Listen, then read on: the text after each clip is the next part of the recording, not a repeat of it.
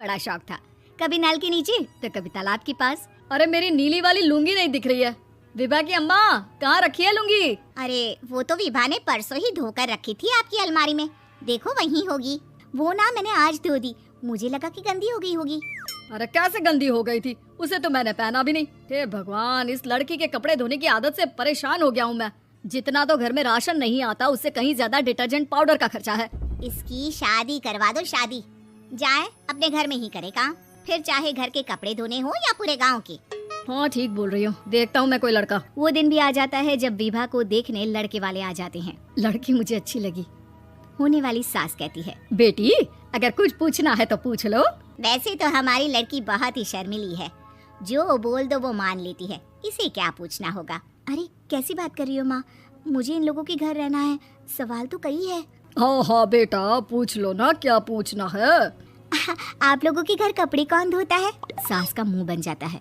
देखो अगर तुम ये कहना चाहती हो कि तुम्हें कपड़े धोने नहीं आते तो सुन लो, कपड़े मैं ही धोती हूँ, लेकिन तुम्हारे आ जाने के बाद मैं रुमाल तक नहीं धोऊंगी। अरे चुप रहना भाग्यवान, बहू बेचारी घर आई नहीं, उसे डराना शुरू कर दिया। वो क्या है ना बिटिया, अभी तक तो ये कल्लू की माँ ही धोती थी, लेकिन अब तुम्हारे पापा तो दहेज में वॉशिंग मशीन देंगे ही।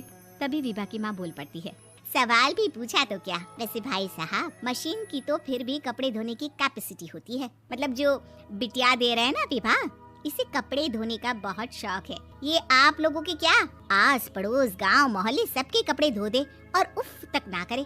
बाहर देखा नहीं आपने कितने कपड़े सूख रहे हैं, सब हमारी बिटिया ने ही तो धोए हैं। बस भी करो ना माँ, शर्म आ रही इतनी तारीफ सुनकर। और तो और एक दाग निकाल कर दिखाओ तो मान जाओ। हाँ अच्छा, माफ करना बेटा, मैंने गलत समझा, हमें तो रिश्ता बहुत पसंद है। और ऐसे जुड़ जाता है रिश्ता कपड़े धोने का शौक रखने वाली विभा का। उसकी शादी हो जाती है कोयला फैक्ट्री में काम करने वाले कल्लू के साथ। शादी के बाद अचानक विभा चिल्लाती हुई सास के पास आती है, सासू माँ, अरे सासू माँ कहाँ है आप? ये तो धोखा है, धोखा दिया आप लोगों ने मुझे। इसे ससुर के चक्कर के बारे में पता चल गया। अरे तो उसमें तुझे क्यों धोखा मिला है? अरे नल में पानी नहीं आता, कपड़े कैसे कब धुलेंगे? अच्छा तू पानी नहीं आ रहा उसकी बात कर रही है। तो आपने क्या सोचा? कुछ नहीं। अच्छा तेरी माँ ने कहा था कि कपड़े धोने का शौक है तुझे, याद आया मुझे। शौक बोलकर कपड़े धोने वाले मेरे जुनून को कम ना आके सासू माँ, कपड़ा धोना मेरा गुरूर है। तभी पति भी वहाँ आ जाता है। अभी मैंने इसे सनी देओल की फिल्म दिखाई है, उसी के डायलॉग मार रही है माँ। अच्छा सुन, साफ साफ बता रही हूँ, पानी सुबह 4 से 6 और शाम को 10 से 12 आता है, समझी? विभा टाइमिंग सुनकर हैरान हो जाती है, ये क्या भूतों का मोहल्ला है?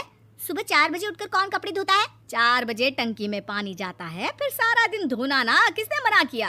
अरे कैसे बात कर रही है, 200 लीटर की टंकी में कितने कपड़े धो लूंगी मैं, सुबह ही उठ जाऊंगी मैं। अब क्या था, विभा सुबह 4 से लेकर रात के 12 बजे तक कपड़े ही धोती रहती। एक रोज सास पड़ोस से निकलकर कहीं जा रही होती है कि साथ वाली कहती है, हाँ कल्लू की माँ, जरा ये बताओ कि 2 साड़ी है, 2 ब्लाउज और एक पेटीकोट और एक नाड़े वाला लंबा कच्छा।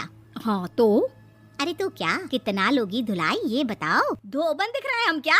हमारे पति सरकारी नौकरी से अभी रिटायर हुए हैं और बेटा सुपरवाइजर है कोयला फैक्ट्री में, धोबन समझ रखा है हमें। हाय रे कल्लू की अम्मा, माफ कर दो, वो तो मोहल्ले में यही सब बता रहे थे कि तुमने बहू को कपड़ा धुलवाने के काम में लगा दिया है। सास को पड़ोसन की बात सुनकर गुस्सा आ जाता है। वो घर पहुंचती है जहां घर के बाहर ही इतने सारे कपड़े सूख रहे होते हैं जितने कि किसी धोबन के घर पर। अरे ओ कल्लू की दुल्हन, बाहर निकल। माँ जी यहीं आ जाओ, बाथरूम में चादर धो रहे हैं हम। अरे अभी हम धोते हैं, तुमको बाहर निकलो। ये आस पड़ोस वाले बोल रहे हैं कि हम बहू से कपड़े धुलवा कर उसे कपड़ा धोने वाली बना दिए हैं। अरे छोड़ो ना माँ जी, किन लोगों की बातों में आती हो? आस पास के लोगों का तो काम ही होता है कि वो किसी तरह सास बहू को लड़ा दे। बहू सारे घर के कपड़े धोती है, ये क्या कम है? बोलिए। सास को भी लग जाता है कि वो बहू का ये सनकीपन नहीं छुड़वा सकती, इससे अच्छा है कि खुद ही चुप हो जाए। एक रोज सास और बहू मंदिर जाते हैं, जहाँ सास की साड़ी वहाँ खड़ी भीख मांगने वाली से मिलती है। माँ जी क्या बात है, आपकी साड़ी उस भिखारन से कितनी मिल रही है ना? हाँ देखो तो, दोनों की साड़ी मिल रही है। क्या बात है कल्लू की अम्मा, तुम खुद को तो अफसर की बीवी बताती हो और ऐसी सिंपल सी प्लेन साड़ी पहनकर घूमती हो। सिंपल और प्लेन नहीं है ये साड़ी। तो क्या सोने के धागे से फूल बने हैं? कुछ भी सासू माँ, कुछ भी। हाँ बने थे इस साड़ी में सोने के धागे से फूल, मेरे पति लेकर आए थे मद्रास से स्पेशली मेरे लिए 10,000 की। ताहे भाई साहब, इस भिखारन के लिए भी सेम टू सेम साड़ी लेकर आए होंगे 10,000 की।